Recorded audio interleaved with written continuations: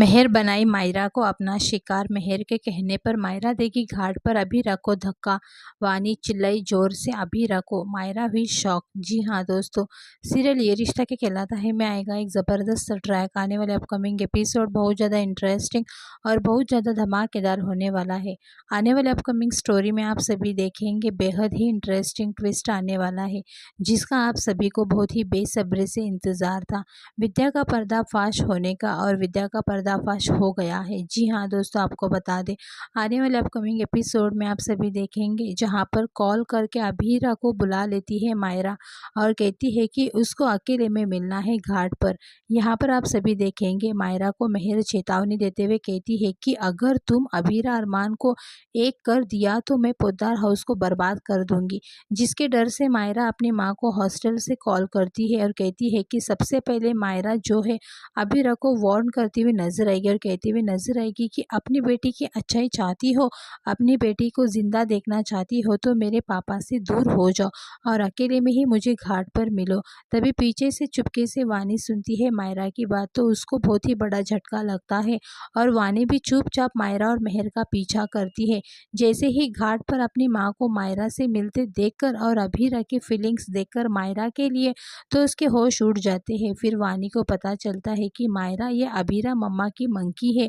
अब दोस्तों यहाँ पर मायरा कहती है कि अभीरा से अगर आपको मेरे पापा और मेरी ज़िंदगी में वापस आना ही था तो 8 साल पहले क्यों नहीं किसी पराई लड़की के लिए मुझे छोड़कर चली गई थी।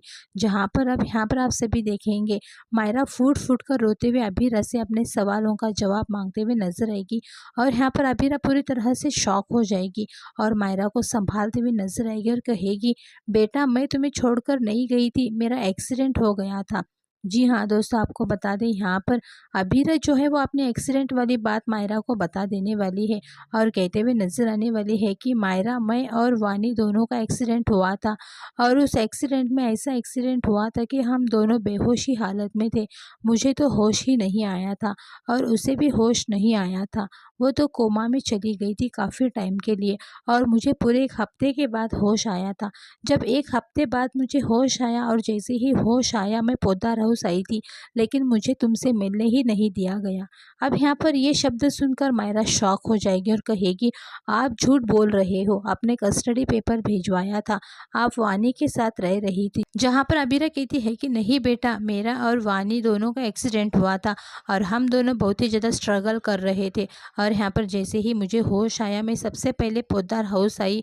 मुझे याद आया कि मेरी बेटी का पेपर है और अपनी बेटी के लिए मैं पोद्दार हाउस आई थी, लेकिन मैं ऐसी हालत में थी और उस टाइम विद्या माँ मुझे कस्टडी पेपर दे के और उस टाइम मैं बेहोश हो गई। फिर से मैं हॉस्पिटल में जब होश आया फिर से हॉस्पिटल में मिली और मुझे तुम दोनों से मिलने तक नहीं दिया गया, ना तो अरमान से मिलने दिया गया ना ही तुमसे मिलने दिया गया।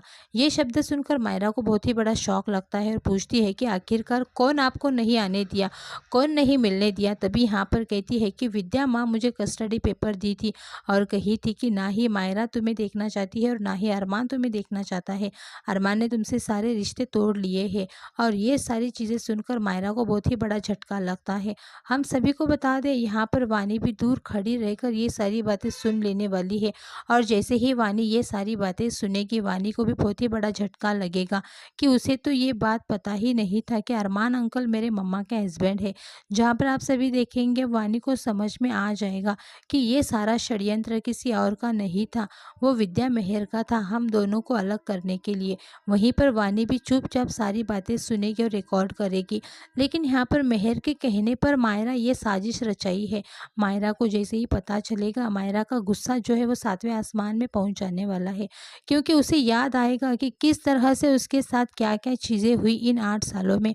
उसको कितने स्कूल से निकाला गया, वो क्या क्या झेली है, वो बहुत ही प्रॉब्लम में थी, पैनिक अटैक आते हैं उसको और ये सारी चीज़ें उसे याद आएंगे और उसे अपनी माँ की याद आती है लेकिन माँ की पूर्ति नहीं होती है।